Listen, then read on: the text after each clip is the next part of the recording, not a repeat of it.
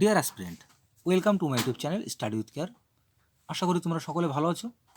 তো আজ আমি আলোচনা করব ইন্ডিয়ান পলিটি থেকে একটি গুরুত্বপূর্ণ বিষয়, সেটা হচ্ছে কোম্পানির শাসনের অধীনে সংবিধানের বৃদ্ধি 1773 থেকে 1858 বা 1857 সালের আগে প্রশাসনিক ও আইনি বিভিন্ন সংস্কারগুলি।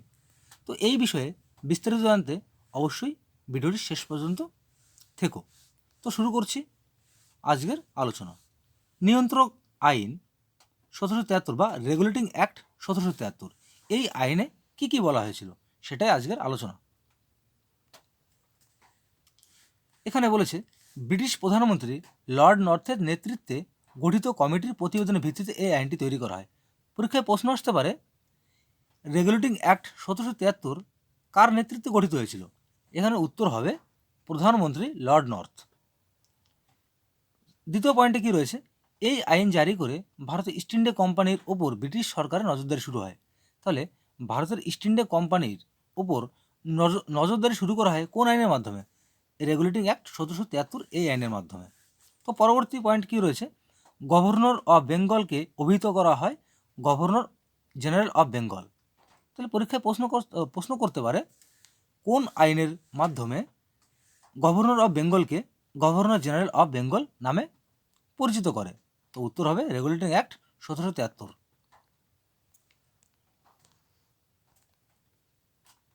তো পরবর্তী পয়েন্ট, গভর্নর অফ বোম্বাই এবং মাদ্রাস প্রেসিডেন্টকে গভর্নর জেনারেল অফ বেঙ্গলের অধীনে রাখা হয়। তাহলে গভর্নর অফ বোম্বাই এবং মাদ্রাস প্রেসিডেন্টকে কী করা হয়?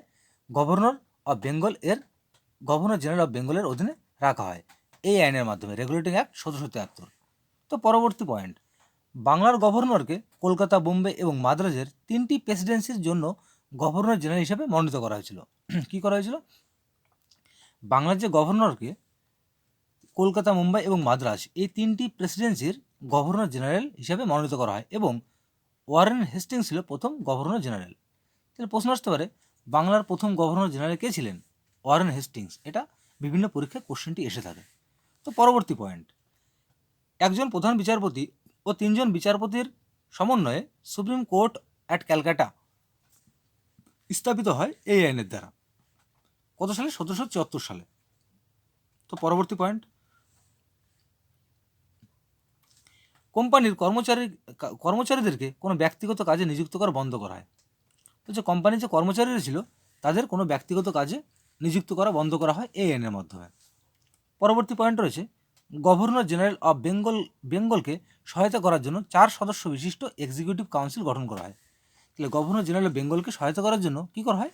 4 সদস্য বিশিষ্ট একটি এক্সিকিউটিভ কাউন্সিল গঠন করা হয় এই 1773 সালের রেগুলেটিং অ্যাক্ট এই আইন দ্বারা।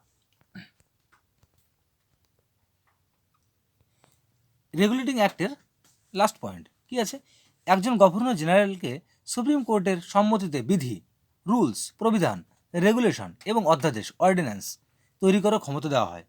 তো এই উপরে যে পয়েন্টগুলো এতক্ষণ বললাম, এই পয়েন্টগুলো তোমরা যদি এখান থেকে খাতায় নোট করে নাও, তাহলে আশা করি 1773 সালে রেগুলেটিং অ্যাক্ট ছিল এই বিষয়ের উপর কোনো কোশ্চেনই তোমাদের পরীক্ষার হলে অজানা থাকবে না। তোমরা প্রত্যেকটা কোশ্চেন এখান থেকে অ্যাটেন্ড করতে পারো।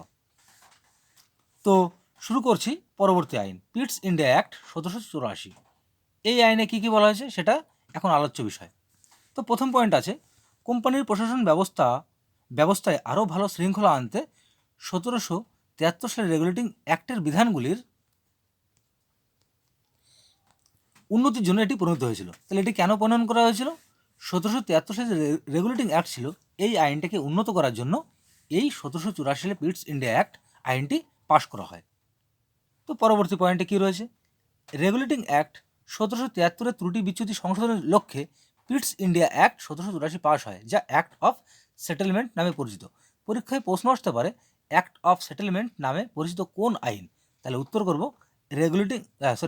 পিটস ইন্ডিয়া অ্যাক্ট 1784। তো পরবর্তী পয়েন্ট, কোম্পানির বাণিজ্যিক ও রাজনৈতিক কার্যকলাপ পৃথক করা হয়।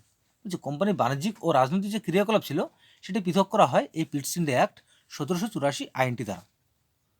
পরবর্তী পয়েন্ট, বাণিজ্যিক কার্যকলাপ নিয়ন্ত্রণের জন্য কোর্ট অফ ডিরেক্টর এবং রাজনৈতিক কার্যকলাপ নিয়ন্ত্রণের জন্য বোর্ড অফ কন্ট্রোল গঠিত হয়।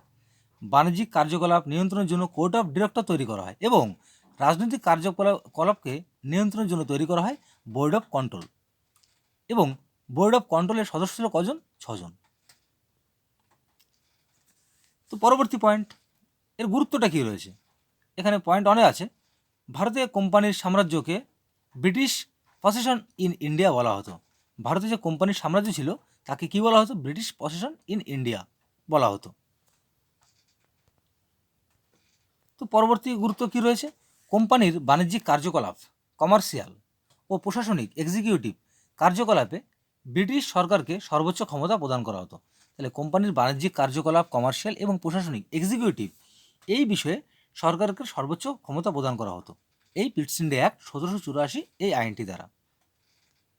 তাহলে এই আইনের, এই অ্যাক্টের লাস্ট পয়েন্টে কী রয়েছে?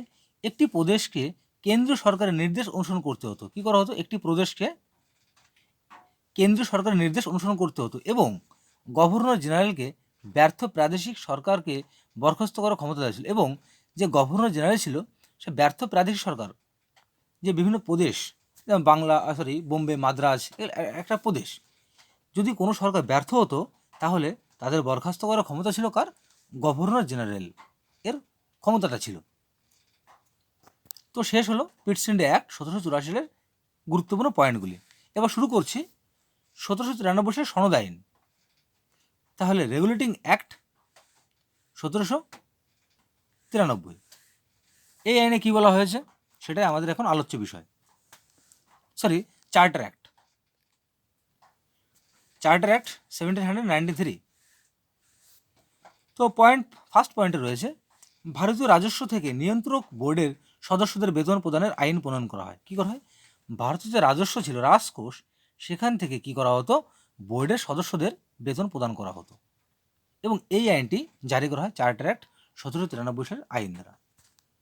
তো পরবর্তী পয়েন্ট, একটি আদালতকে নিয়ম ও প্রবিধান ব্যাখ্যা করার ক্ষমতা দেওয়া হয়েছিল। কী করা হয়েছিল? একটি আদালতকে রুলস অ্যান্ড রেগুলেশন এই বিষয়টিকে ব্যাখ্যা করার ক্ষমতা দেওয়া হয়েছিল এই 1793 সালের চার্টার অ্যাক্ট এই আইন দ্বারা।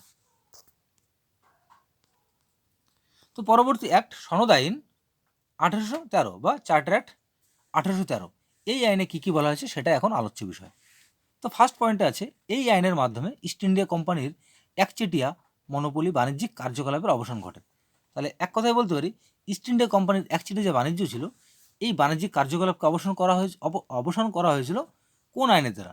তাহলে চার্টার অ্যাক্ট 1813 সালের এই আইন দ্বারা এই একচেটিয়া বাণিজ্যের অবসান করানো হয়। তো পরবর্তী পয়েন্ট, মাদ্রাজ, বোম্বে এবং কলকাতা 3টি কাউন্সিলের ক্ষমতা বৃদ্ধি করা হয়েছিল। তাহলে কি মাদ্রাজ, বোম্বে এবং কলকাতা এই 3টি কাউন্সিলের ক্ষমতাকে কী করা হয়েছিল? বৃদ্ধি করা হয়েছিল, এবং তারা ব্রিটিশ পার্লামেন্টের বৃহত্তর নিয়ন্ত্রণের অধীনে ছিল। এবং তারা কিসের নিয়ন্ত্রণ ছিল? ব্রিটিশ পার্লামেন্টের নিয়ন্ত্রণের অধীনে ছিল। তো পরবর্তী পয়েন্ট, অন্যান্য ইউরোপীয় বণিকদের ভারতে বাণিজ্য করার অধিকার দেওয়া হয়, এবং অন্যান্য যে ইউরোপীয় বণিকরা ছিল তাদের ভারতে বাণিজ্য করার অধিকার দেওয়া হয় কোন আইন দ্বারা? 1813 সালের চার্টার অ্যাক্ট এই আইন দ্বারা। পরবর্তী পয়েন্ট, স্থানীয় স্বায়ত্তশাসিত সংস্থাগুলিকে কর ধার্য করার ক্ষমতা দেওয়া হয়েছিল। স্থানীয় স্বায়ত্তশাসিত যে সংস্থাগুলি ছিল তাদের কর ধার্য করার ক্ষমতা দেওয়া হয়েছিল এই আইন দ্বারা। পরবর্তীতে গুরুত্বপূর্ণ একটা পয়েন্ট, সেটা কি? খ্রিস্টান মিশনারিদের ভারতে তাদের ধর্ম প্রচারের অনুমতি দেওয়া হয়েছিল। যে খ্রিস্টান মিশনারিগুলি ছিল তাদের ভারতে ধর্ম প্রচারের অনুমতি দেওয়া হয় এই চার্টার অ্যাক্ট 1813 এই আইনের মাধ্যমে। তো পরবর্তী আইনটা হচ্ছে সনদ আইন 1833 বা চার্টার অ্যাক্ট 1833। তাহলে এখন আলোচনা করব এই আইনে কী কী বলা হয়েছিল। তো প্রথম পয়েন্ট রয়েছে ভারতে ব্রিটিশ ইন্ডিয়া কেন্দ্রীকরণের চূড়ান্ত ধাপ। ভারতে ব্রিটিশ ইন্ডিয়া এই কেন্দ্রীকরণের এটি চূড়ান্ত ধাপ ছিল এই চার্টার অ্যাক্ট 1833। তো পরবর্তী পয়েন্ট, ভারতে ব্রিটিশ ইন্ডিয়া কেন্দ্রীকরণের একটি চূড়ান্ত ধাপ বললাম একটা। পরবর্তী পয়েন্ট, এটি কেবলমাত্র প্রশাসনিক সংস্থায় পরিণত হয়। এটা তেমন গুরুত্বপূর্ণ, তুমি জেনে রেখো। তো পরবর্তী পয়েন্ট রয়েছে গভর্নর জেনারেল অফ বেঙ্গলকে গভর্নর জেনারেল অফ ইন্ডিয়া নামে অভিহিত করা হয় এই আইনের মাধ্যমে, চার্টার অ্যাক্ট 1833 এই আইনের মাধ্যমে। তো পরবর্তী পয়েন্ট, উইলিয়াম বেন্টিং ছিলেন ভারতের প্রথম গভর্নর জেনারেল। ভারতের প্রথম গভর্নর জেনারেল কে ছিলেন? William Bentinck. পরবর্তী পয়েন্ট, সিভিল সার্ভেন্ট নিয়োগের জন্য অবাধ প্রতিযোগিতার ব্যবস্থা করা হয়। তো তাহলে সিভিল সার্ভেন্ট নিয়োগের জন্য অবাধ যে প্রতিযোগিতা সেটি AN এর মাধ্যমে কি করা হয়, ব্যবস্থা করা হয়।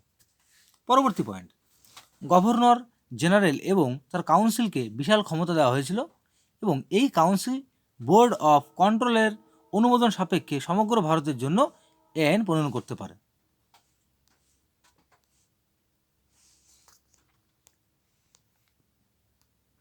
রাজস্ব সংক্রান্ত পূর্ণ ক্ষমতা পায় এবং দেশের জন্য একটি একক বাজেট গভর্নর জেনারেল প্রস্তুত করেন। বলছে কাউন্সিল রাজস্ব সংক্রান্ত পূর্ণ ক্ষমতা পায় এবং দেশের জন্য একটি একক বাজেট গভর্নর জেনারেল প্রস্তুত করেন। তো পরবর্তী পয়েন্ট, গভর্নর জেনারেল ও তার কাউন্সিলকে অবাধ ক্ষমতা প্রদান করা হয়। কী করা হয়?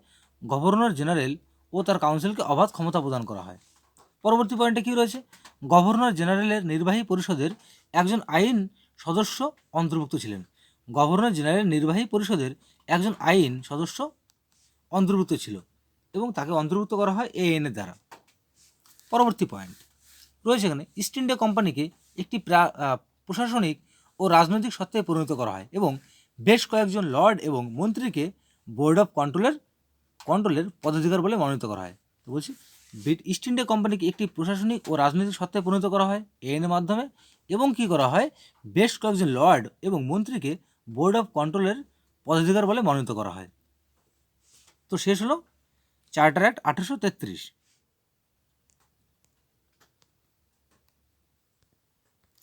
তো পরবর্তী অ্যাক্ট চার্টার অ্যাক্ট 1853।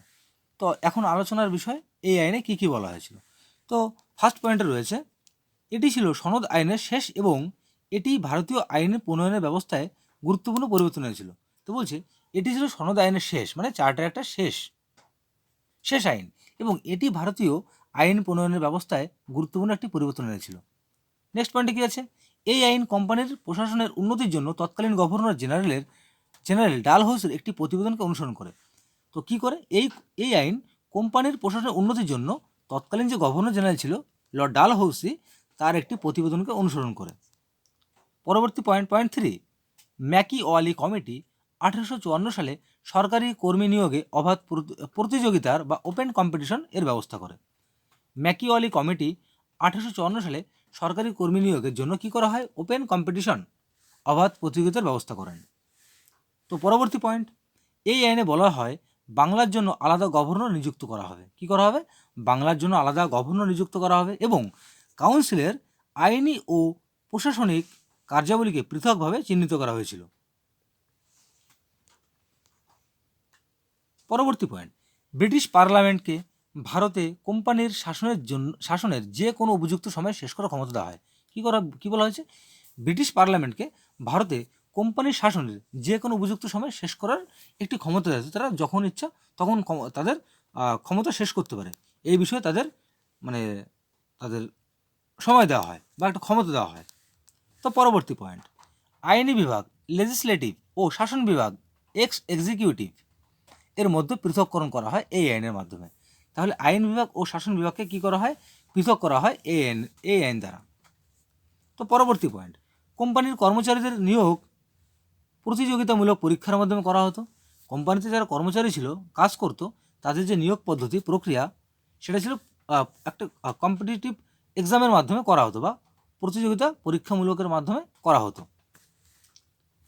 তো লাস্ট পয়েন্ট, কাউন্সিলে 6 জন অতিরিক্ত লেজিসলেটিভ কাউন্সিলর নিযুক্ত হতো, যাদের মধ্য থেকে একজন করে প্রাদেশিক সদস্য থাকবে। কী করা হতো? এবং কাউন্সিলে 6 জন অতিরিক্ত লেজিসলেটিভ কাউন্সিলর নিযুক্ত করা হতো এবং যাদের মধ্যে একজন করে প্রাদেশিক সদস্য থাকবেন। তো শেষ হলো 1857 সালের আগে বিভিন্ন প্রশাসনিক ও আইনি সংস্কারগুলি। সো ডিয়ার অ্যাসপিরেন্ট, ভিডিওটি ভালো লাগলে অবশ্যই লাইক, কমেন্ট, শেয়ার করো এবং এই ধরনের আরও নতুন নতুন ভিডিও পেতে অবশ্যই চ্যানেলটিকে সাবস্ক্রাইব করে পাশে থাকা বেল আইকনটিকে অন করতে ভুলো না। তো আগামীকাল ঠিক এই সময় দেখা হচ্ছে নতুন ভিডিওকে সঙ্গে নিয়ে। তো সকলে ভালো থেকো, সুস্থ থেকো, শুভ সন্ধ্যা। দেখা হচ্ছে আগামীকাল ঠিক এই সময়।